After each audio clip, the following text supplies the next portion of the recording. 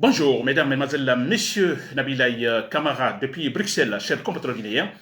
Très bien, alors j'espère que vous êtes là. Donc, j'ai ce thème d'information, thème d'analyse politique sur deux éléments. J'ai deux éléments. Le premier élément, je vais parler de cette justice guinéenne à deux vitesses, n'est-ce pas, au détriment de la jeune rappeuse guinéenne Adiatou Ba, n'est-ce pas, communément appelée Hadja. Alors, le premier thème, je vais parler de cela, de cette injustice à l'égard de cette jeune dame de seulement 26 ans, cher Guinéen. Ensuite, je vais parler du triomphe, parce que nous aimons la démocratie, nous battons pour la démocratie en Guinée. Alors, le triomphe de la démocratie, d'abord, je parlerai du Bénin. Au Bénin, il y a l'investiture du nouveau président, béninois, et je vais en parler, et pourquoi pas remercier cet ancien président Patrice Talon. Franchement, ce qu'il a fait, c'est extraordinaire. Je crois que c'est des exemples qu'il faut d'ailleurs toujours citer. C'est très important. Ensuite, je vais parler du Sénégal. Le Sénégal, il y a en fait une ambiance politique que j'adore parce que il y a le débat politique, il y a le débat des programmes, n'est-ce pas? Et je ne vais pas parler il n'est pas question de prendre position, non, mais il est question toujours de remercier le processus démocratique sénégalais qui accepte le débat et le débat finalement c'est sur les programmes politiques, c'est sur le leadership, n'est-ce pas, politique, et non sur également la structure politique, comme le cas de la Guinée. Très bien, chers compatriotes guinéens. Alors voilà, j'espère que vous êtes là, c'est bien Nabil et Kamara depuis Bruxelles. Alors je commence par cette affaire qui est choquante, qui m'énerve, c'est vrai. Alors, de l'injustice, comme vous le savez, ça m'énerve toujours. Quand c'est irrationnel, ça m'énerve, c'est vrai. Je ne peux pas me taire et je vais donc dénoncer. D'ailleurs, c'est bien, je ne fais pas de l'opposition. Je m'oppose à ce régime barbare actuellement en Guinée. Vous le savez, coiffé par le boucher de Conakry, Mamadi Doumbouya. Très bien, qu'est-ce qui se passe-t-il quand je parle de cette justice à deux vitesses ou la justice de deux poids, deux mesures? Très bien.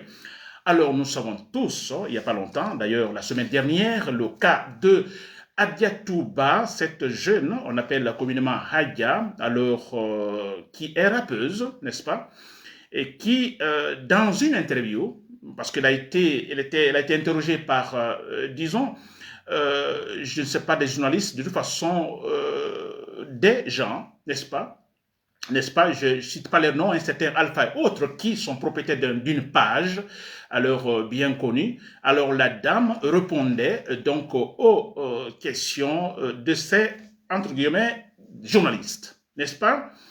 Très bien. Alors, dans son intervention, nous savons tous que la dame est allée beaucoup plus loin. Alors, mais écoutez, ce que j'ai adoré, c'est que, alors, elle se sent totalement à l'aise, n'est-ce pas? Elle répond aux questions, pas de limite, voilà, n'est-ce pas?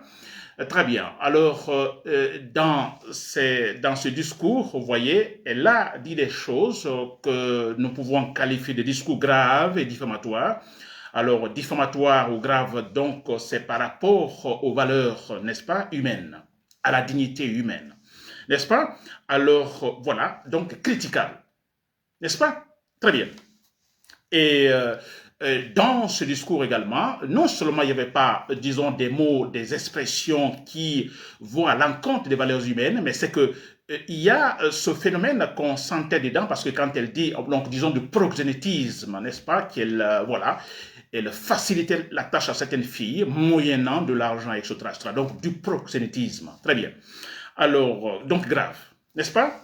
Très bien. Alors, quelques temps après, logiquement, donc il y a eu des réactions. La justice, donc, disons, réagit en interpellant cette dame et ceux-là, les jeunes qui, en fait, les propriétaires de la page qui l'interrogeaient.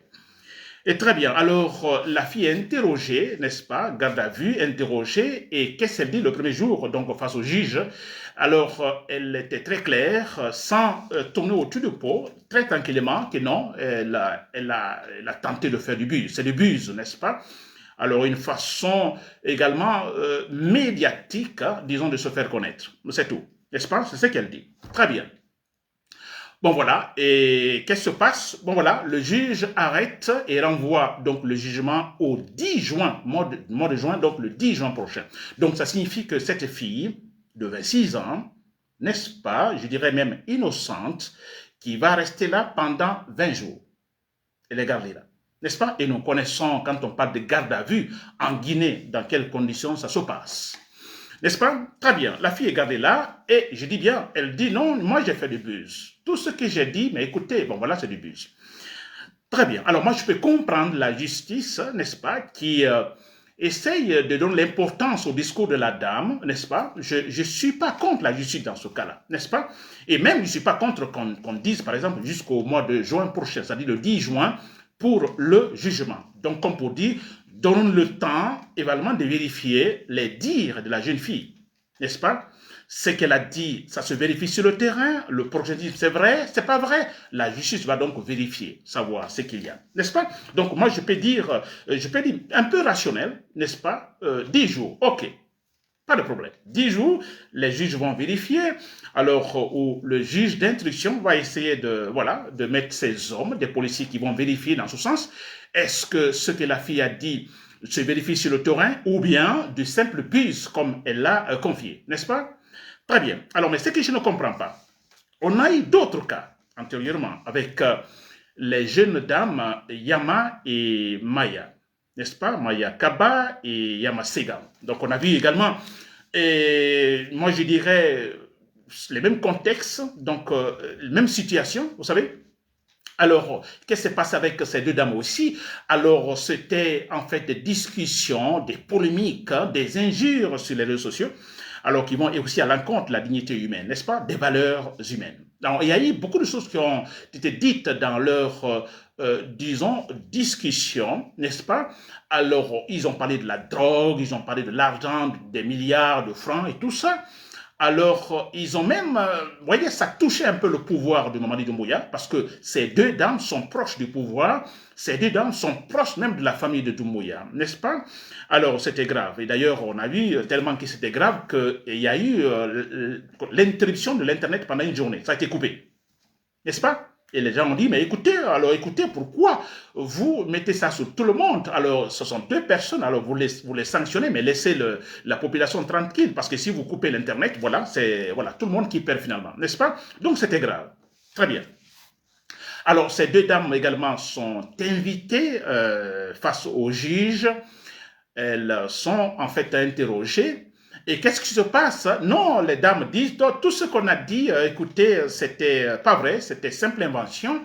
Alors, l'affaire de drogue, l'affaire de sexe, des milliards gardés quelque part, non, tout ça, on était sous, en fait, le coup de l'émotion, c'est pas vrai, c'est une invention. N'est-ce pas? Et les deux dames, un jour, donc, disons, à vue, n'est-ce pas? Après, elles sont jugées et libérées, moyennant, je ne sais pas, le paiement de quelque chose. De toute façon, une journée, donc, en garde à vue. Une journée. Très bien, elles sont parties. Alors, mais j'ai fait maintenant essayer de rapprocher les deux cas. Le cas de la jeune rappeuse Radia Touba et ces deux dames, hein, Yama et Maya. N'est-ce pas? Il y a des similitudes. C'est pourquoi moi je me dis, en fait, deux situations similaires, mais traitées différemment selon les personnes impliquées. Yama et Maya sont proches de Mamadi Doumbouya, proches du pouvoir, de la famille de Mamadi Doumbouya, n'est-ce pas? Alors, qui ont beaucoup plus de gueule, donc, comparant à cette jeune dame, Adia Touba. Très bien.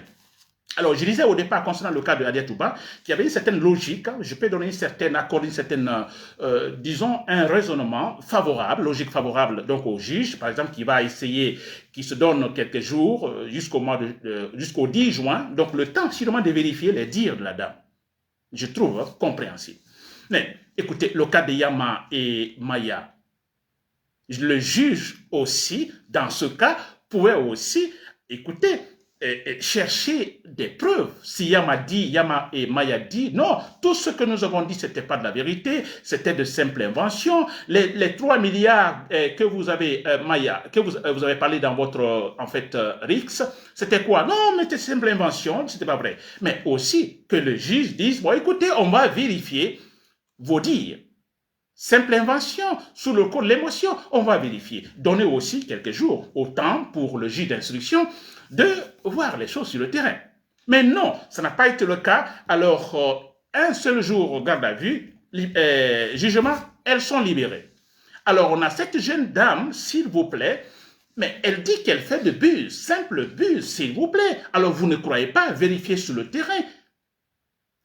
Vous vérifiez sur le terrain. Alors vous allez vérifier le terrain, donc les dires de cette dame, si elle dit vrai ou non, vous allez vérifier. Mais pourquoi l'AEPOU pas fait pour le cas de Yama et Maya?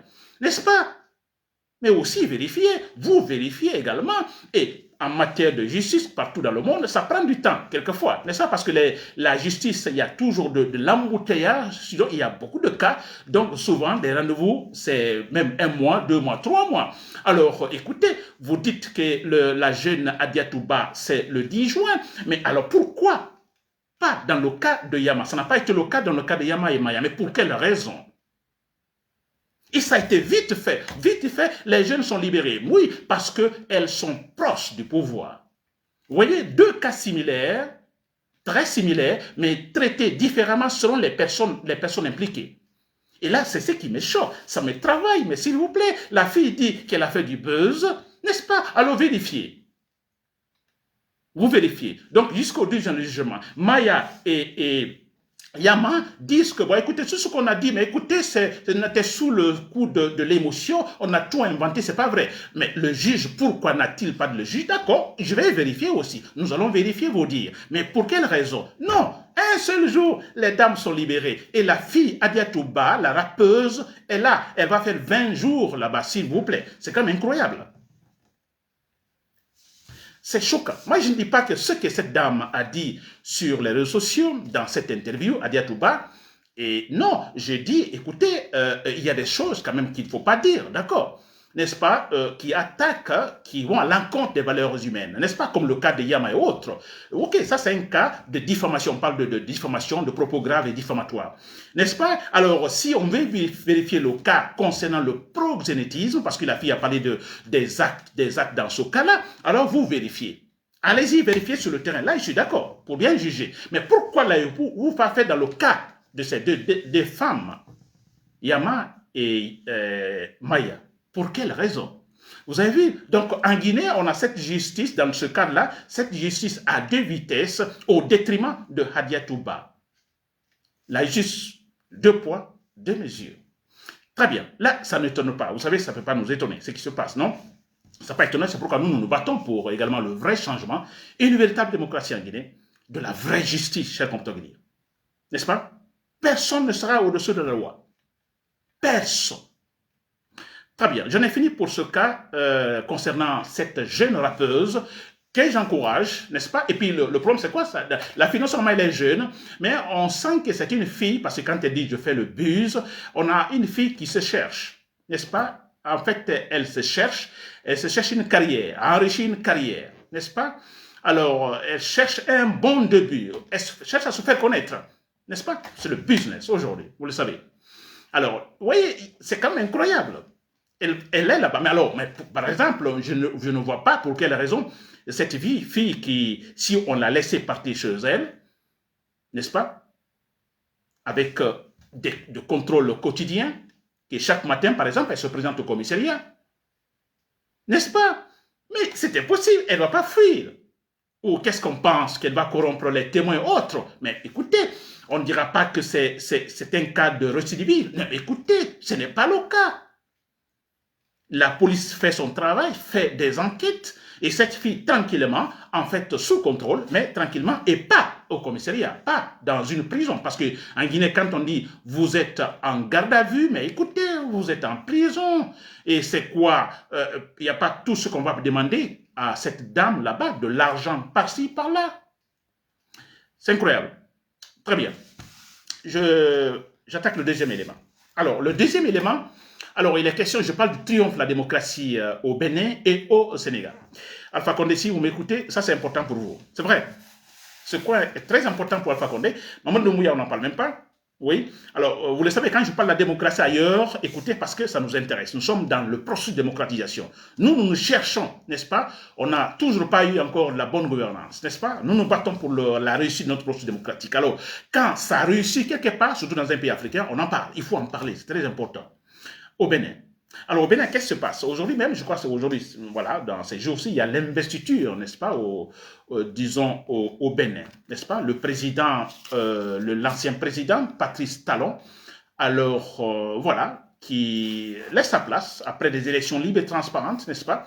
Et après avoir donc accompli effectivement 2 mandats présidentiels, en respectant la Constitution, scrupuleusement la Constitution, le monsieur, il quitte. Et l'organe des élections, il dégage. Alors il y a un autre président qui vient, donc qui vient de son parti, c'est normal, son parti a gagné, et puis voilà, il y a un qui est là. Mais le plus important, c'est que Talon, l'ancien président, n'est plus là. N'est-ce pas? Il dégage. Très bien. Alors, franchement, c'est important ce qui se passe, le nouveau président qui s'appelle Romuald Wadani, n'est-ce pas? Alors, ce nouveau président, alors ils sont tous jeunes, c'est vrai, et il faut les féliciter, chers Comtoguinéens. Il faut féliciter Patrice Talon.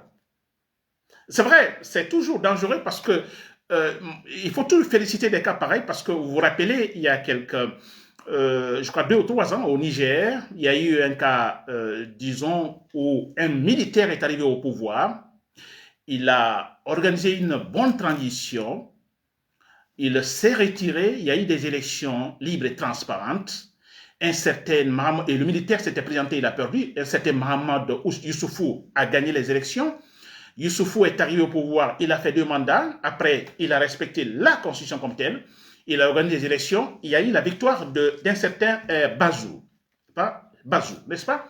Alors, qui est actuellement détenu par les putschistes nigériens. Voilà, vous vous rappelez, alors c'était des élections libres et transparentes, le monsieur Bazou est venu démocratiquement au pouvoir, mais voilà, des militaires ont décidé autrement en mettant fin au processus démocratique nigérien qui avançait, qui avait très bien commencé. J'espère qu'au Bénin, ça ne sera pas le cas. J'espère ainsi parce que également au Bénin, il n'y a pas très longtemps, d'ailleurs, cette année, on a eu une tentative de coup d'État, donc qui voudrait s'aimer de la pagaille, effectivement, dans le processus démocratique béninois. Alors, ça a échoué, tentative, donc ça a échoué.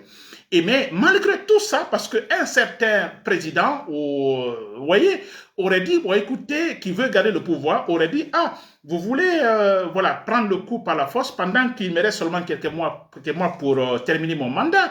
Alors, il aurait trouvé un moyen pour garder le pouvoir, pour dire, bon, écoutez, nous ne sommes pas en sécurité, le pays n'est pas en sécurité, notre processus démocratique tremble, alors je vais encore garder le pouvoir, je ne vais pas respecter le mandat. Non, Talon ne l'a pas fait, il a respecté effectivement son mandat jusqu'à terminer, n'est-ce pas? Des élections, et maintenant voilà, aujourd'hui il dégage, il s'en va, n'est-ce pas? Alors, Alpha Condé, si vous me suivez Alpha Condé, vous voyez cela. Vous auriez fait la même chose en Guinée. On n'aurait pas connu le boucher Mamadi Doumbouya. On n'aurait pas connu le malhonnête Mamadi Doumbouya et tout son groupe Alpha Condé. Alpha Condé, s'il vous plaît. Patrice Talon, on dit au Bénin qu'il a eu seulement son bac. Donc, c'est ce qu'on dit, hein, l'information que j'ai. Il a eu seulement son bac. Donc, il n'a pas fait d'études universitaires. Ce qu'on dit.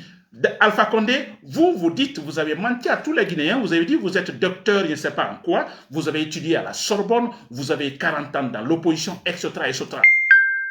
Alpha Condé, vous voyez la différence? Un monsieur qui a seulement le bac, vous avez vu comment il a mené donc la gouvernance chez lui au Bénin? C'est historique parce que si ça continue comme ça, lui, il y a ce Madani qui vient. Il va respecter son mandat, il va quitter. Tout le monde va respecter ainsi. On parlera de la stabilité de la démocratie béninoise. Mais ça, c'est clair. Grâce à qui? Grâce à Patrice Talon. Alpha Condé, vous avez raté Alpha Condé. Vous avez foutu tout en l'air en Guinée. C'est vous le responsable, le grand responsable, Alpha Condé. 40 ans, vous le dites à tout moment, 40 ans dans l'opposition, que vous avez même lutté contre Sékou Touré, qui vous a empêché, d'entrer en Guinée. N'est-ce pas? Et dans vos discours, vous l'avez dit, un président qui confisque le pouvoir 1 fois, 2 fois, le mandat 3 fois, n'est-ce pas? Qui prostitue la Constitution, qu'il faut-il faire? Alpha Condé, il faut prendre les armes. Vous l'avez dit tellement, c'est-à-dire vous étiez dans cet esprit de convaincre réellement. Mais vous venez au pouvoir, Alpha Condé, incapable d'abord d'organiser des élections libres et transparentes et incapable de respecter la Constitution. Alpha Condé, Patrice Talon. Vous voyez, il a fini son mandat. Il peut rester tranquillement dans son pays, dans sa villa quelque part, n'est-ce pas? Il est à l'aise, tranquille, dans la paix totale. Et vous, Alpha Condé, où êtes-vous? Vous ne pouvez même pas rentrer en Guinée. Dans votre pays, vous ne pouvez pas rentrer en Guinée. Votre épouse est décédée. Êtes-vous rentré pour accompagner, disons, son âme? Vous ne l'avez pas. Vous ne pouvez pas. Quelle perte, Alpha Condé. Voilà, chers compatriotes guinéens. Alors, je pense que vous l'avez compris, Patrice Talon, je dis bien, on dit il a eu seulement le bac, mais vous avez ce monsieur, comment il a géré le pays, s'il vous plaît. Alors, on n'est pas parfait, on ne parle pas de, disons, de la perfection, mais vous avez vu ce qu'il a fait. On a ce monsieur, quand les centrales syndicales alors se préparaient au Bénin pour des manifestations, parce qu'il y avait des revendications, alors qui disaient, bon écoutez, il y a le droit de manifester, donc il devait manifester. Le président même, Patrice Talon, qui lui-même, il raconterait, écoutez, il y a les vidéos qui passent, n'est-ce pas, ensemble, dans une salle avec les délégués, n'est-ce pas, et discuter du problème. Discuter du problème, du droit de grève et les revendications proprement dites, et tout ça, sans se cacher. Et ça discute. Les délégués qui discutent donc avec le président. Vous voyez, qui accepte le débat, s'il vous plaît. Et voilà maintenant, après le mandat, il s'en va. Alors, qu'est-ce qu'on peut dire de lui? Il aime son pays. Non seulement il est intellectuel, il est très cultivé, il aime son pays. Il veut son pays, il veut de la stabilité dans son pays. Patrice Talon. Je le remercie franchement. Félicitations, monsieur Patrice Talon. Le nouveau qui vient, ça je pense qu'il n'y a pas de doute, il suivra tout simplement le chemin tracé par son successeur. Ça c'est clair. Plutôt par son prédécesseur. Très bien. Et c'est clair. C'est ce que nous demandons. C'est ce qu'il dit à tout moment. Le président, il donne un bon exemple. N'est-ce pas? Si Alpha Condé avait donné le bon exemple, lui en tant que président, n'est-ce pas? Il donne le premier exemple. Non, je suis là pour 2 mandats. Maximum 2 mandats. Un mandat renouvelable une seule fois. Et quand c'est fini, je dégage. Dis donc, si Alpha Condé l'avait fait, le président qui vient après, tenterait-il, disons, de faire autrement? Non. Parce qu'il se dira, non, mon prédécesseur a écouté et a suivi la Constitution. Il a respecté ses mandats. Alors moi, non, il ne le fera pas. Lui aussi, il suivra le bon chemin. Mais c'est clair. On a vu au Niger, Mahamadou Issoufou, quand il était sur son deuxième et dernier mandat au Niger, alors les partisans de son parti sont venus le voir, alors chantant par-ci, par-là, alors vous êtes le meilleur, indispensable, il faut continuer le 3e mandat. Mais ça a été un problème. Sa réaction, il a dit, mais écoutez, il a dit très clairement, si jamais il entend de tels discours, c'est la justice qui interviendra, très clairement. Je ne vais pas en parler. La loi, c'est la loi. La constitution, on la respecte. Très bien. J'en ai fini sur cette partie concernant le Bénin. Alors, je parle aussi de triomphe de la démocratie. Je parle du Sénégal. Très bien. Alors, vous savez, au Sénégal, il y a cette actualité en concernant donc le limogeage du Premier ministre Ousmane Sonko. Ousmane Sonko, nous le connaissons, ce grand politicien en fait très connu, célèbre donc au Sénégal, n'est-ce pas? Alors, bon voilà, et il y a un limogeage, et donc il y a beaucoup de polémiques, il y a beaucoup de décisions, ainsi de suite. Alors, quand je vois que le cas du Sénégal maintenant, alors ce qui m'intéresse, c'est le triomphe de la démocratie, n'est-ce pas? Je ne vais pas prendre un camp pour une position pour Diomaye Faye ou bien, non, ce n'est pas cela. Alors ici, ce qui m'intéresse, c'est la démocratie, comment ça fonctionne au Sénégal. C'est maintenant le débat. Le débat au Sénégal sur les programmes politiques, le débat sur le leadership. Parce que si vous voyez, entre ce qui s'est passé ou ce qui a motivé le limogeage de Ousmane Sonko, effectivement, c'est au niveau des débats sur des réformes politiques. N'est-ce pas? C'est tout. Je ne vais pas rentrer en détail, mais tout c'est sur les réformes politiques. Il y a un qui veut beaucoup plus, et même rapide, et l'autre non, qui veut temporiser. N'est-ce pas? Donc, débat sur les programmes politiques, débat sur les réformes politiques. Vous voyez, la démocratie fonctionne au Sénégal. Bravo aux Sénégalais. Je dis bien, je ne prends pas parti, n'est-ce pas? Et ce qui est important, c'est cela. Et ce qui est surtout important, parce qu'au Sénégal, les institutions sont responsables. n'est-ce pas? Et surtout le département de la justice. Là, c'est l'impartialité totale. Alors, Diomaye Faye ne va pas oser, le président actuel, il ne peut pas oser abuser de son pouvoir pour effectivement influencer une telle élection donnée. C'est impossible au Sénégal. Ainsi que Ousmane Sonko, avec sa popularité, ne va pas abuser de cette popularité pour essayer d'influencer les juges. Il ne peut pas le faire, n'est-ce pas? Bravo également donc au triomphe de la démocratie au Bénin et au Sénégal, chers compatriotes guinéens. Je dis tout cela, c'est à l'intention de la Guinée. La Guinée, si nous comparons, non seulement, en fait, disons qu'il n'y a pas de démocratie, il n'y a ni débat, vous avez vu, il n'y a pas de débat, absolument rien, il n'y a aucun processus démocratique. Des gens honnêtes, il n'y en a pas. Les décisions sont, là on n'en parle même pas, disons d'une façon générale, l'État en faillite en Guinée. C'est très clair. Nous n'avons que des sauvages, des barbares au pouvoir en Guinée. Chers compatriotes dans l'armée, si vous m'écoutez, alors toujours à votre intention, alors êtes-vous capable de faire quelque chose? Sauver la Guinée à travers une véritable transition raisonnable et rationnelle. Voilà, c'était tout, Nabil Kamara. Depuis Bruxelles, merci pour l'écoute. Voilà, et voilà, bonne image.